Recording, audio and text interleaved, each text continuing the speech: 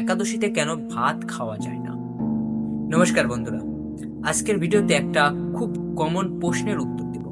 একাদশীতে কেন ভাত খাওয়া যায় না। এটা শুধু ধর্মীয় নিয়ম না, এর পিছনে আছে পৌরাণিক কাহিনী, শাস্ত্রীয় কারণ আর আধুনিক বিজ্ঞানের ব্যাখ্যা। যদি তুমি একাদশী ব্রত করো বা করতে চাও, তাহলে এই ভিডিওটা শেষ পর্যন্ত দেখো। আর আমাদের ইউটিউব চ্যানেলটি যদি এখনো তুমি সাবস্ক্রাইব না করে থাকো, অবশ্যই সাবস্ক্রাইব করে পাশে থাকবে। প্রথমেই আসি শাস্ত্রীয় কারণের ব্যাখ্যা নিয়ে। পদ্মপুরাণ, ব্রহ্মপুত্র পুরাণ, ভবিষ্যৎ পুরাণ এসব গ্রন্থে বলা আছে যে একাদশী তিথিতে পাপ পুরুষ নামের একটা শক্তি সব শস্য দানা, বিশেষ করে চাল ধানের মধ্যে আশ্রয় নেয়। তাই এই দিনে ভাত বা চাল জাতীয় কিছু খেলে পাপের স্পর্শ লাগে, ব্রতের ফল নষ্ট হয়। কোনো কোনো মতে এটা ব্রহ্ম হত্যার সমান পাপও হতে পারে। আর একটা জনপ্রিয় কাহিনী, মহর্ষি মেধা দেবীর দেহ থেকে ধান আর যবের জন্ম হয়েছিল। তাই একাদশীতে চাল খাওয়া যেন তার মাংস রক্ত খাওয়ার সমান।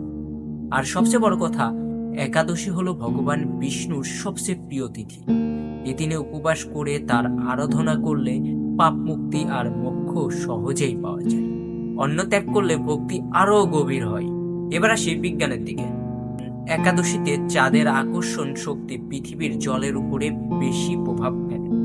যেমন সমুদ্রে জোয়ার ভাটা হয়, ভাতে তো প্রচুর জল লাগে, রান্নাতেও অনেক জল লাগে।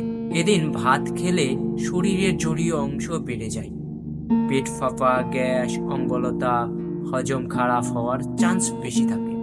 আয়ুর্বেদে ভাতকে তামসিক খাবার বলা হয়, যা মনকে ভারী করে, তন্দ্রা আনে।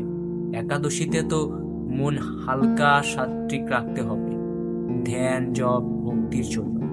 তাই শস্য ত্যাগ করে ফল, দুধ, সাবুদানা, আলু, শাক খাওয়া ভালো।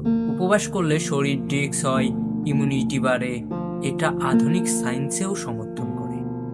তো বন্ধুরা, একাদশীতে ভাত না খাওয়া শুধু ধর্মীয় আচার নয়, এতে শরীর মন দুটোরই উপকার।